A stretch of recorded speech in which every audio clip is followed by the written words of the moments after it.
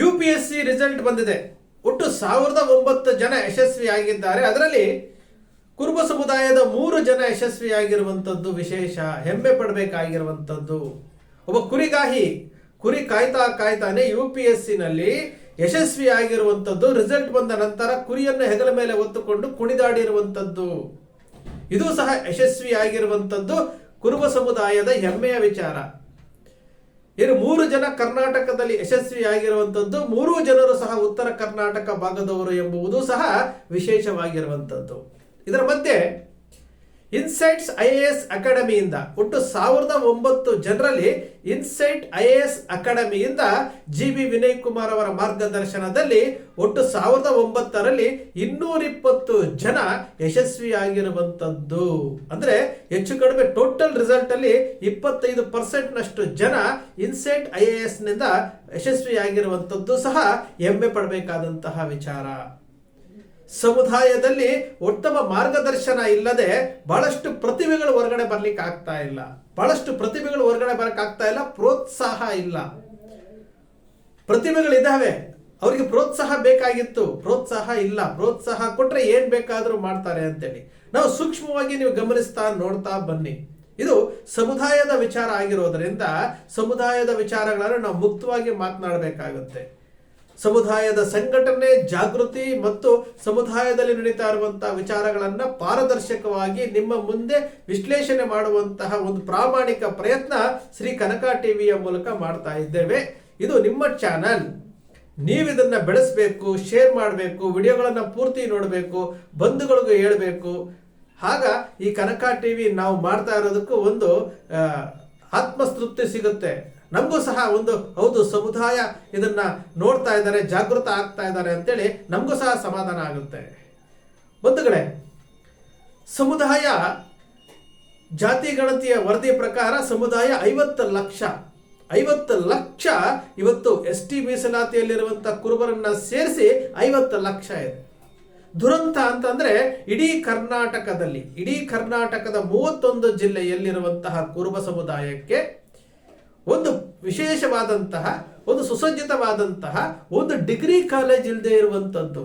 ನಾನು ಯಾಕೆ ವಿಚಾರವನ್ನ ಪ್ರಸ್ತಾಪ ಮಾಡ್ತಾ ಇದ್ದೀನಿ ಅಂತಂದ್ರೆ, ಪ್ರತಿಭೆಗಳು ನಮ್ಮಲ್ಲೂ ಇದ್ದಾರೆ, ಅವರಿಗೆ ಪ್ರೋತ್ಸಾಹದ ಅವಶ್ಯಕತೆ ಇದೆ, ಅವರನ್ನ ಬೆನ್ತಟ್ಟಿ ಮುಂದೆ ಕಳಿಸುವಂತ ಅವಶ್ಯಕತೆ ಇದೆ, ಅವರಿಗೆ ನಿಮ್ ಜೊತೆ ನಾವಿದ್ದೀವಿ ಅಂತ ಹೇಳುವಂತ ಅವಶ್ಯಕತೆ ಇದೆ. ನೋಡಿ, 31 ಜಿಲ್ಲೆಯಲ್ಲಿ ಸಮುದಾಯದ ಸುಸಜ್ಜಿತ, ಪ್ರೈವೇಟ್ ನಲ್ಲಿ ಅಲ್ಲೊಬ್ರು ಇಲ್ಲೊಬ್ರು ಮಾಡ್ಕೊಂಡಿದ್ದಾರೆ, ಆದರೆ ಸಮುದಾಯಕ್ಕೆ ಸೇರಿರುವಂತಹ ಯಾವುದಾದ್ರೂ ಒಂದು ಡಿಗ್ರಿ ಕಾಲೇಜ್ ಇದೆಯಾ ಅಂತಂದ್ರೆ ಹುಡುಕಬೇಕು, ಕಾಣೋದಿಲ್ಲ.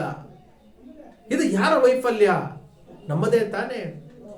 ಕರ್ನಾಟಕದಲ್ಲಿ ಒಟ್ಟು ಜನಸಂಖ್ಯೆ 2014ರಲ್ಲಿ ಏನು ಬಿಡುಗಡೆ ಆಗಿರುವಂತಹ ಜಾತಿ ಗಣತಿ ವರದಿ ಆಗಿರುವಂತಹ, ಈಗ ಬಿಡುಗಡೆ ಆಗಿರುವಂತದ್ರಲ್ಲಿ 6 ಕೋಟಿ ಜನಸಂಖ್ಯೆಯಲ್ಲಿ 50 ಲಕ್ಷ ಸಿಂಗಲ್ ಲಾರ್ಜೆಸ್ಟ್ ಕಮ್ಯುನಿಟಿ. ಯಾಕೆ ಪದೇ ಈ ವಿಚಾರವನ್ನ ಒತ್ತಿ ಹೇಳ್ತಾ ಇದ್ದೀನಿ ಅಂತಂದ್ರೆ, ನಮಗೆ ಅಂಕೆ ಸಂಖ್ಯೆಗಳು ಗೊತ್ತಿದ್ರೂ ಸಹ ನಾವು ಪದೇ ವೇದಿಕೆಗಳ ಮೇಲೆ ಹೇಳ್ತಾ ಇದ್ರು ನಮ್ಮ ಮುಖಂಡರುಗಳು ಅನ್ಸ್ಕೊಂಡಿರೋರು, ಕರ್ನಾಟಕದ ಅತಿ ದೊಡ್ಡನೇ 3ನೇ ಸಮುದಾಯ ಅಲ್ಲ.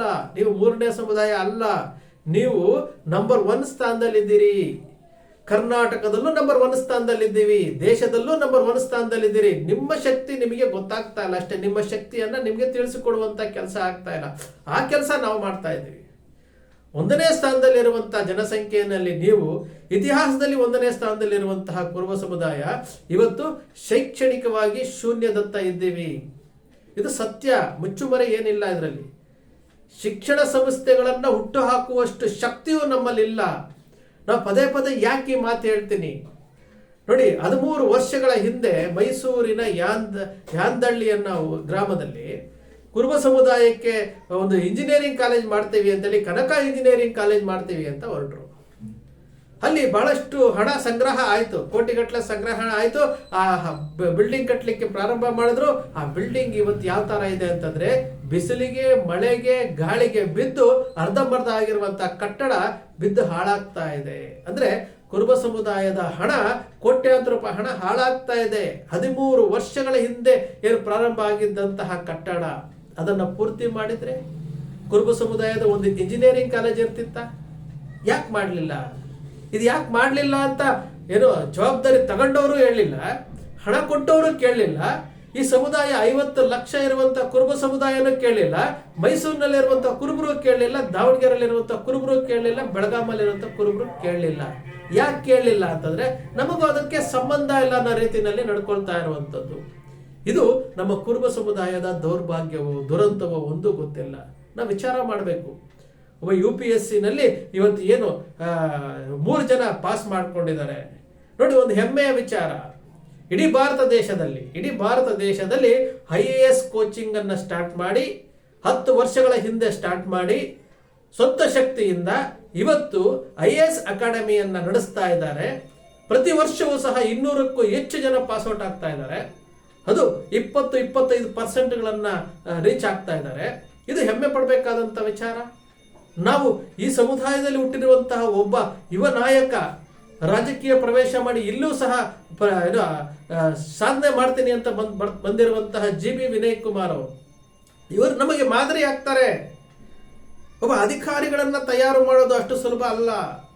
ಶಾಸಕಾಂಗ ವ್ಯವಸ್ಥೆನಲ್ಲಿ ಈ ರಾಜಕಾರಣಿಗಳು ಅಡ್ಡದಾರಿ ಹಿಡ್ಕೊಂಡು ಮೇಲೆ ಬರ್ತಾರೆ. ಆದರೆ ಕಾರ್ಯಾಂಗ ವ್ಯವಸ್ಥೆನಲ್ಲಿ ಇಡೀ ದೇಶ, ಇದು KS ಅಲ್ಲ, IAS ಅಂದ್ರೆ ಏನು ಭಾರತ ದೇಶದ ಏನು ಆಡಳಿತ ವ್ಯವಸ್ಥೆ, ಆಡಳಿತ ಸೇವೆ ಏನಿರುತ್ತಲ್ಲ ಅದನ್ನ ಪಾಸ್ ಮಾಡಿ ಇಡೀ IAS ಅಧಿಕಾರಿಗಳಾಗೋದಿದೆಯಲ್ಲ, IAS, IPS, IFS ಆಗೋದಿದೆಯಲ್ಲ, ಇದು ಸುಲಭದ ಮಾತಲ್ಲ. ಅವ್ರನ್ನ ತಯಾರು ಮಾಡುವಂತಹ ಸಂಸ್ಥೆ ಇವತ್ತು ಇನ್ಸೈಟ್ IAS ಅಕಾಡೆಮಿ ಮಾಡ್ಕೊಂಡಿದಾರಲ್ಲ, ಅವ್ರಿಗೆ ನಾವೆಲ್ಲ ಅಭಿನಂದನೆ ಹೇಳಲೇಬೇಕಲ್ಲ, ಅವ್ರಿಗೆ ಧನ್ಯವಾದ ಹೇಳಲೇಬೇಕಲ್ಲ. ಒಂದು ಸಮುದಾಯದ ಒಬ್ಬ ಯುವಕ ಇಷ್ಟೆಲ್ಲ ಸಾಧನೆ ಮಾಡ್ತಾ ಇದ್ದಾರೆ ನೋಡಿ. ಒಬ್ಬ ಕುರಿಗಾಹಿ ರಿಸಲ್ಟ್ ಬಂದ ತಕ್ಷಣನೇ ಮಹಾರಾಷ್ಟ್ರದಲ್ಲಿದ್ದರೂ ಸಹ ಅವರು ನೋಡಿ ಟಿವಿನಲ್ಲಿ ಚಾನಲ್ ಎಲ್ಲ ಕೊಟ್ಟಿರುವಂಥದ್ದು ಕನ್ನಡದಲ್ಲಿ ಕೊಡ್ತಾರೆ. ಕುರಿಯನ್ನು ಹೊತ್ತು ಏನು ಕುರುಬರ ಸಂಸ್ಕೃತಿಯನ್ನು ಹಣೆಗೆ ಭಂಡಾರ ಹಚ್ಕೊಂಡು ಹಳದಿ ಪೇಟ ಸುತ್ತಕೊಂಡು ಕುರಿಯನ್ನ ಎತ್ಕೊಂಡು ಇವರು ಸಂಭ್ರಮಾಚರಣೆ ಮಾಡ್ತಾರೆ ಅಂತಂದ್ರೆ ನಾವು ಕುರುಬರು ಎಷ್ಟು ಮುಗ್ಧರಿದ್ದಾರೆ, ನಾವೆಷ್ಟು ಮುಗ್ಧರು. ಕೋಡಿಮಠದ ಸ್ವಾಮೀಜಿ ಅವರು ಹೇಳ್ತಾ ಇರ್ತಾರಲ್ಲ, ಹಾಲು ಮತಸ್ಥರು ದೈವಾಂಶ ಸಂಭೂತರು ಅಂತಾರಲ್ಲ, ಇದೇ ಕುರುಬರು ಮುಗ್ಧರು ಅನ್ನೋದಕ್ಕೂ ಇದೇನೆ. IAS ಪಾಸ್ ಮಾಡಿದ್ರು ಸಹ ನಾನು ಏನು ಕುರಿಗಾಹಿಯ ಮಗನೇ ಅಂತ ಹೇಳ್ಕೊಳ್ಳೋದೈತಲ್ಲ, ಇದು ಹೆಮ್ಮೆ ಪಡಬೇಕಾಗಿರುವಂಥದ್ದು. ಇವತ್ತು ಸೌದತ್ತಿ ಯರಗಟ್ಟಿ ತಾಲೂಕಿನ ಒಬ್ಬ ಯುವಕ ಮತ್ತೆ ಬಾಗಲಕೋಟೆಯ ಒಬ್ಬ ಯುವಕ ಇವರೆಲ್ಲರೂ ಸಹ ಪಾಸ್ ಮಾಡಿರುವಂಥದ್ದು ನಮಗೆಲ್ಲ ಹೆಮ್ಮೆ ಪಡಬೇಕಾಗಿರುವಂತಹ ವಿಚಾರ ಆಗಿದೆ. ಇದರ ಜೊತೆಗೆ ನಾವು ಕಲಿಬೇಕಾಗಿರೋದು ಏನು ಗೊತ್ತಾ, ಇನ್ನು ಮುಂದಾದರೂ ಸಹ ನಾವು ಸಮುದಾಯ ಯಾತಕ್ಕೆ ಈ ಸ್ಥಿತಿನಲ್ಲಿ ಬಂದಿದೆ, ಯಾತಕ್ಕೆ ಸ್ಥಿತಿಗೆ ತಂದಿಟ್ಟಿದ್ದಾರೆ, ಇಡೀ ಸಮುದಾಯ ಇದೇ ರೀತಿ ಮೌನವಾಗಿ ಇದೇ ರೀತಿ ನಮಗೂ ಅದಕ್ಕೂ ಸಂಬಂಧ ಇಲ್ಲ ಅನ್ನೋ ರೀತಿಯಲ್ಲೇ ಕುತ್ಕೊಂಡ್ರೆ ಮುಂದೆ ನಿಮಗೆ ಈಗಾಗಲೇ ಈ ಸಮುದಾಯಕ್ಕೆ ಯಾವ ರೀತಿ ರಾಜಕೀಯದವರು, ರಾಜಕೀಯ ಪಕ್ಷಗಳು, ಬೇರೆ ಸಮುದಾಯದವರು ಯಾವ ರೀತಿ ಏನು ಗಣನೆಗೆ ತಗೊಳ್ತಾ ಇದ್ದಾರೆ ಅನ್ನೋದ್ರ ಬಗ್ಗೆ ನಿಮಗೂ ಗೊತ್ತಿದೆ, ನೀವು ನೋಡ್ತಾ ಇದ್ದೀರಿ. ಶಿಕ್ಷಣ ಸಂಸ್ಥೆಗಳಾಗಬೇಕು. ಇವತ್ತು ಆಗಿದ ತಕ್ಷಣ ಶಿಕ್ಷಣ ಸಂಸ್ಥೆಗಳಾಗಲ್ಲ. ಈಗಾಗಲೇ ಸ್ವತಂತ್ರ ಬಂದಾಗ್ಲಿಂದಲೂ ಮಾಡಬೇಕಾಗಿತ್ತು, ಆಗಲಿಲ್ಲ. ಕೈಯಲ್ಲಿದ್ದಂತಹ ಅವಕಾಶಗಳನ್ನ ಕಳ್ಕೊಳ್ತಾ ಇದ್ದೀವಿ. ನಾವು ಮಾಡಬೇಕಾಗಿರುವಂತಹ ವಿಚಾರಗಳನ್ನ ಮಾಡಬೇಕು. ಆ ವಿಚಾರಗಳ ಬಗ್ಗೆ ಗಮನ ಹರಿಸಬೇಕಾಗಿರೋರು ಯಾರು? ಈ ರಾಜಕೀಯ ಕ್ಷೇತ್ರದಲ್ಲಿರುವಂತಹ ರಾಜಕೀಯ ಮುಖಂಡರು. ಬಹುತೇಕ ರಾಜಕೀಯ ಕ್ಷೇತ್ರದಲ್ಲಿರುವಂತಹ ಎಲ್ಲಾ ಮುಖಂಡರುಗಳು ನಿವೃತ್ತಿ ಅಂಚಿನಲ್ಲಿ ಹೊರಟೋಗಿದ್ದಾರೆ. ಬಹುಶಃ 2028 ನಂತರ ಕರ್ನಾಟಕದಲ್ಲಿ ಈಗಾಗಲೇ ಸಿದ್ದರಾಮಯ್ಯನವರು ರಾಜಕೀಯ ನಿವೃತ್ತಿ ಘೋಷಣೆ ಮಾಡಿರೋದ್ರಿಂದ, ಚುನಾವಣಾ ರಾಜಕೀಯದಿಂದ ನಿವೃತ್ತಿ ಘೋಷಣೆ ಮಾಡೋದ್ರಿಂದ ಕಂಪ್ಲೀಟ್ ರಾಜ್ಯ ಮಟ್ಟದ ಹಿರಿಯ ಯಾವುದೇ ರಾಜಕಾರಣಿ ಇಲ್ಲದಂಗೆ ಆಗುತ್ತೆ.